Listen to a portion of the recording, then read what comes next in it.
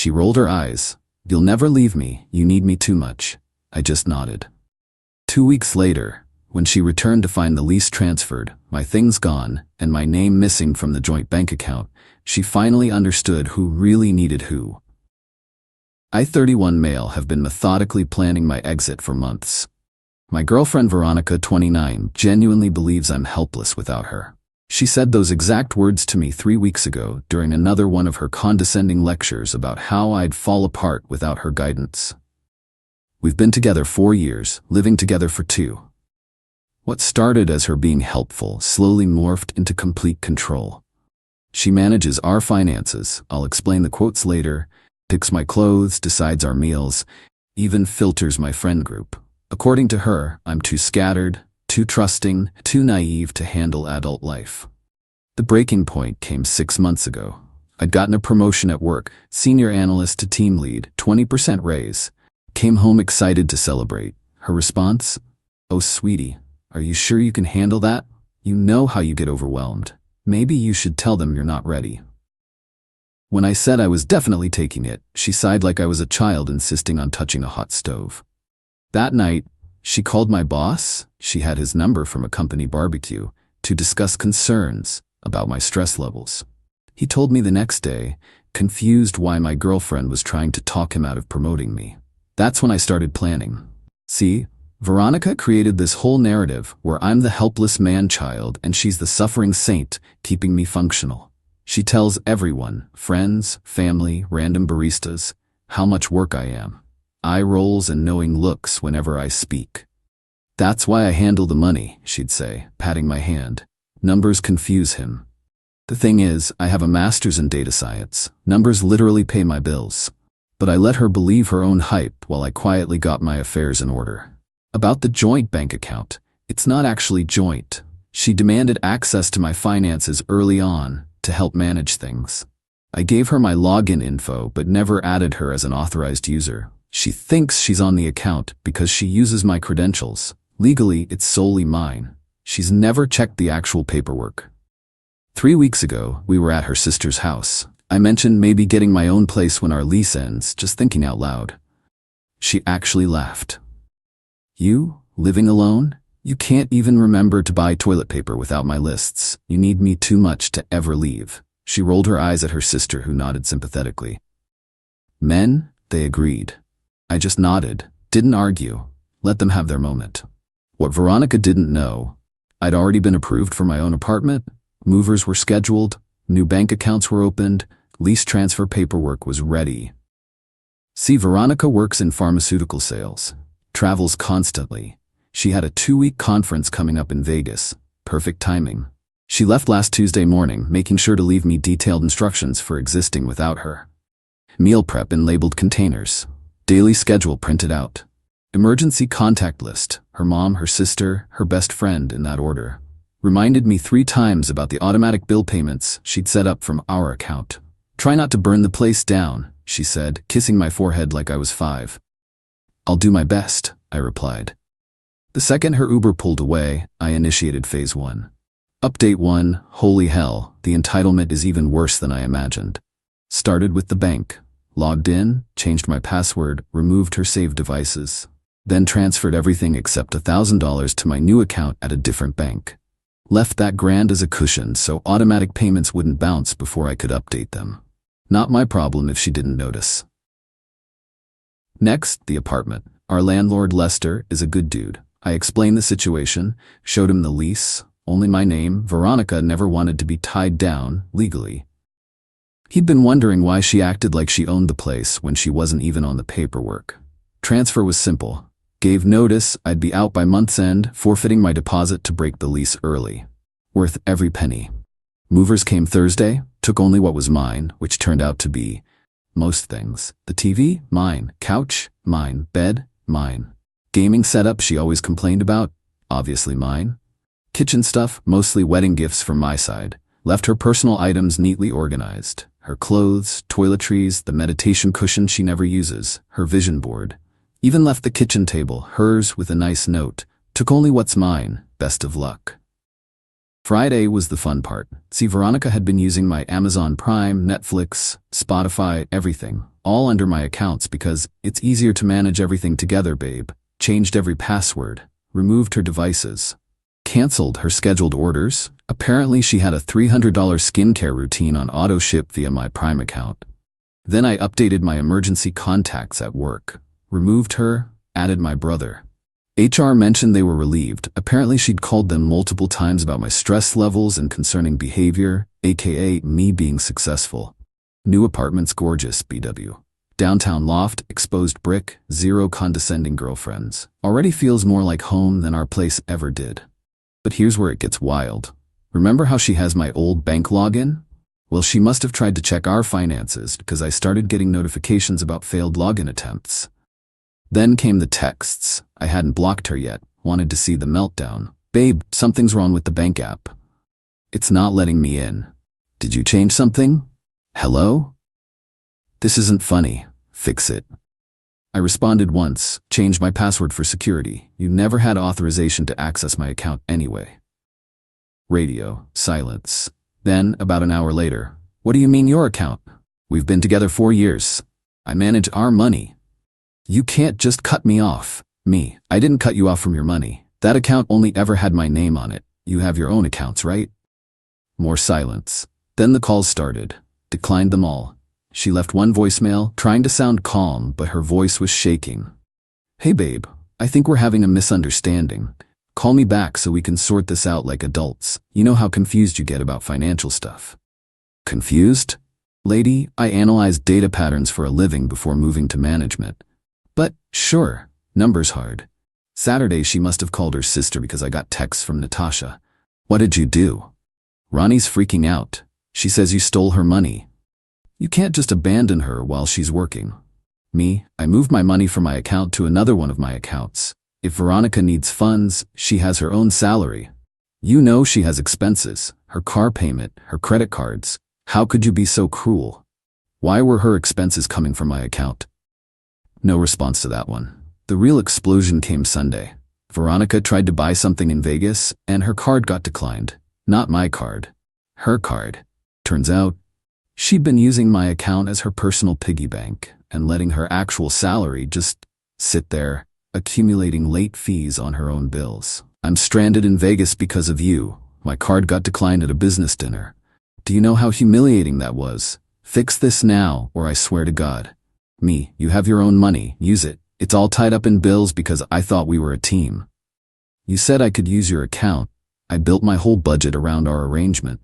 You built your budget around my salary. That's not the same as being a team. She called 73 times after that. 73. I counted because the notification was comedy gold. Also called my mom, my brother, my best friend trying to get them to make me see reason. My mom's response was legendary. Sweetheart, a real partner doesn't need to sneak into your bank account. She played a stupid game and won the stupid prize. Bro just texted me laughing emojis and, finally! Best friend Mike sent me a gif of someone throwing confetti. But Veronica wasn't done. Oh no, this is where the entitlement went nuclear. Update 2. Veronica cut her trip short. Showed up at the apartment Wednesday night, ready to do damage control. Used her key, walked in and found not what she expected. I got a call from Lester, landlord, around 8 p.m. Hey man, your ex is here having what I'd call a moment. Cops might get involved. Thought you should know. Rushed over. I'm only 15 minutes away now. Found 2 patrol cars outside. Veronica was in the lobby, mascara everywhere, yelling at the officers about theft and abandonment and domestic abuse. Cop, ma'am, you're not on the lease. I live here. My boyfriend stole everything. Cop 2, the landlord says only a Mr. Me is on the lease, and he gave proper notice to vacate. We've been together 4 years. That's when she saw me walk in. The look on her face went from rage to manipulation so fast I got whiplash. Baby, thank God. Tell them this is a misunderstanding. Tell them I live here. Me to the cops. She's not on the lease. Never has been. I gave proper notice and vacated after she left for a business trip. All her belongings are inside, untouched.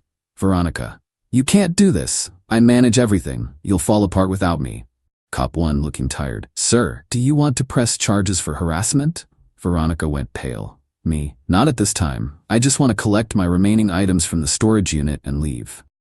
Yeah, I'd left a few boxes in storage downstairs. Nothing important, just old textbooks and winter clothes. But I wanted witnesses for this next part. We all went up to the apartment, me, Veronica, cops, and Lester.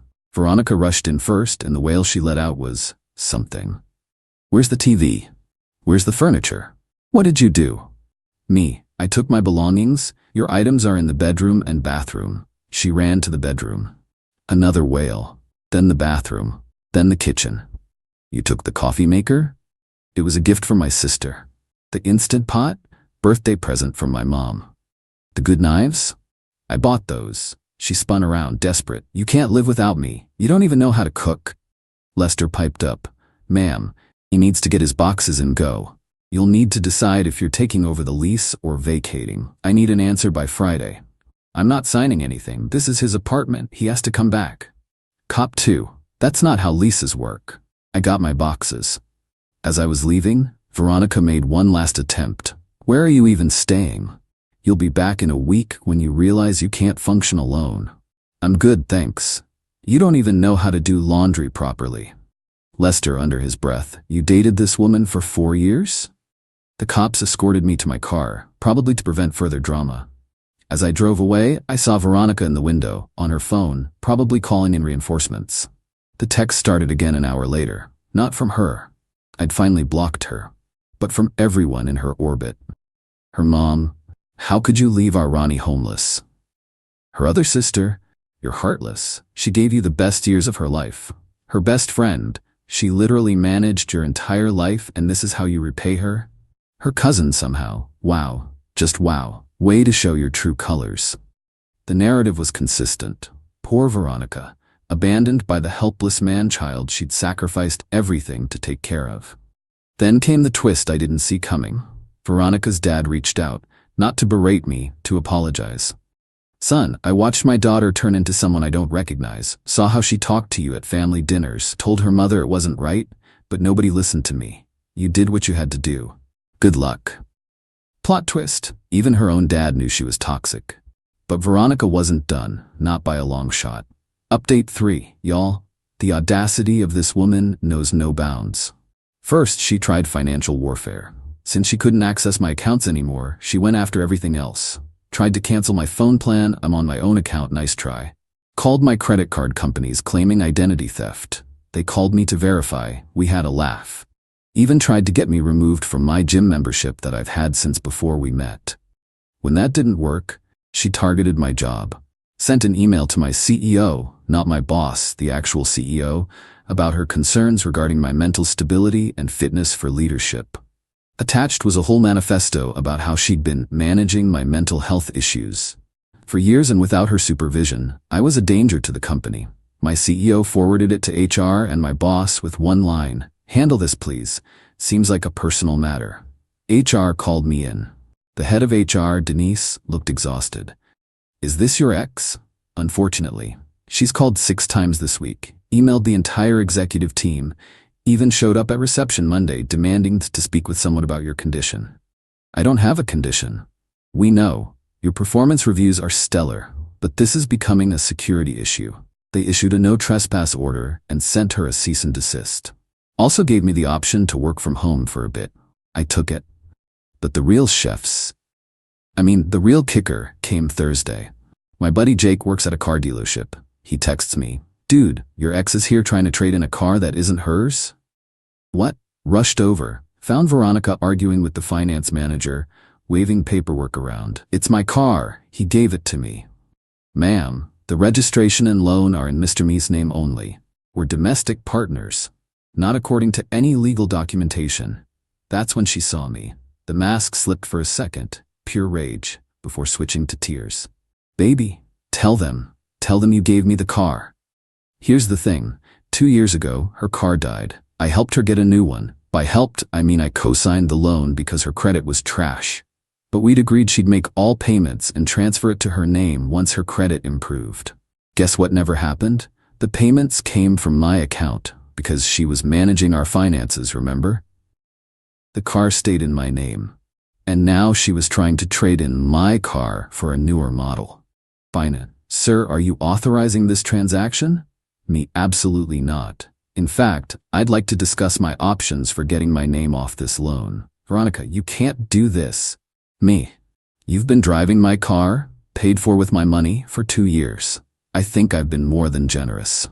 The finance manager suggested we could refinance in her name only if she qualified. Spoiler, she did not. Her credit was somehow worse than 2 years ago despite having a 6-figure salary.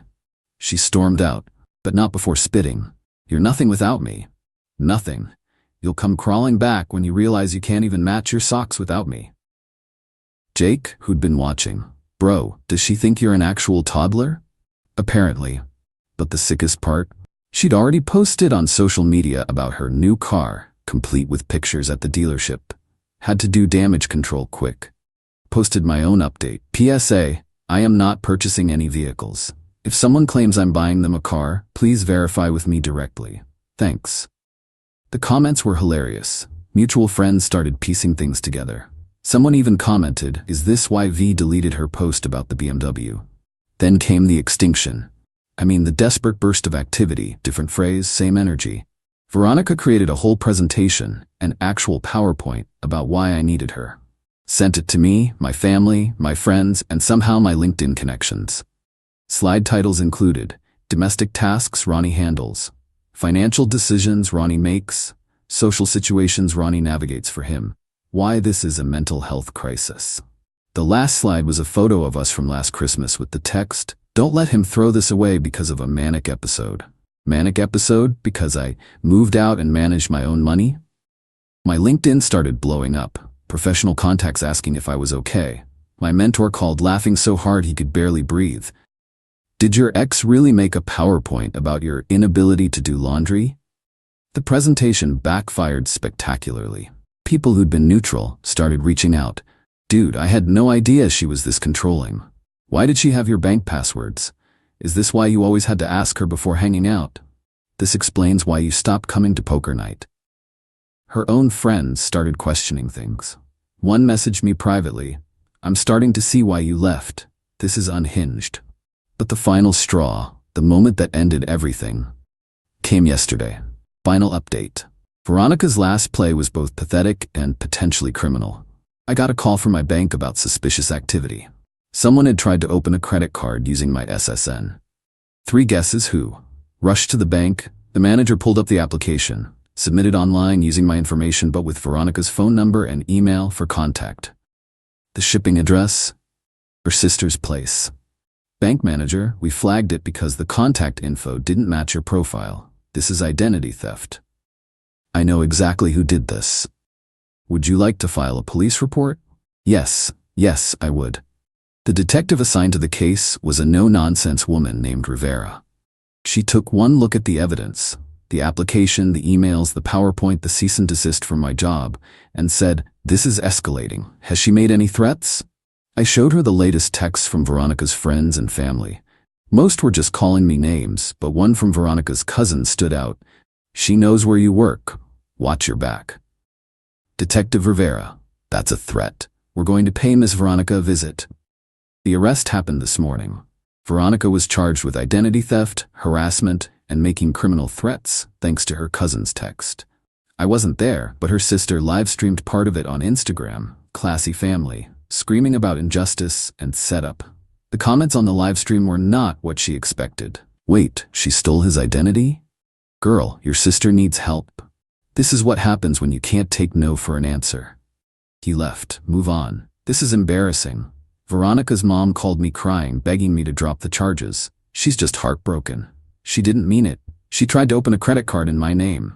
She's confused. You always handled the finances together. No, she handled my finances without my permission. There's a difference. Please, this will ruin her career. That's a consequence of her actions, not mine. Her dad texted me again. I'm sorry it came to this. We're getting her help. Please follow through with the charges. It's the only way she'll learn. As of now, Veronica is out on bail. She's been fired from her job. Turns out pharmaceutical companies don't like employees with fraud charges. She's living with her parents. Court date is in 2 months. I have a restraining order. My life? Fantastic. Promoted again. Turns out I perform even better without someone constantly undermining me. Apartments fully set up. Joined a cooking class. Shocking. I can follow recipes without supervision. Even started dating someone new. A fellow data analyst who thinks my spreadsheet skills are attractive, not threatening. The best part? Found out Veronica had been telling everyone I was helpless for so long, she'd started believing her own lies. Her lawyer, yeah, she got one, reached out for a character reference and seemed genuinely shocked when I provided my master's degree transcripts, professional certifications, performance reviews, bank statements showing I'd been the sole earner for 2 years, texts where she admitted to using my accounts without permission. Her lawyer, this doesn't match what my client described. Reality rarely does with her. Last I heard, Veronica's planning to plead guilty for a lighter sentence. Her family's in therapy. Her friends have distanced themselves. And that PowerPoint presentation has become legendary in my friend group. We do dramatic readings at parties now. The moral of the story? When someone tells you that you can't survive without them, they're usually projecting. They can't imagine life without controlling you. But here's the thing. Learned helplessness can be unlearned real quick when you're properly motivated. She was right about one thing though. I didn't need her. Needed her to show me exactly what I don't want in a partner. That lesson? Priceless. To anyone reading this who's been told they're too helpless, too stupid, too naive to make it on their own, that's bull. The person telling you that is scared of what you'll accomplish without their dead weight dragging you down. Take it from someone who supposedly couldn't even buy toilet paper alone. I bought a 48-pack last week, all by myself. Even got the good kind with aloe. Living my best life, one properly matched sock at a time.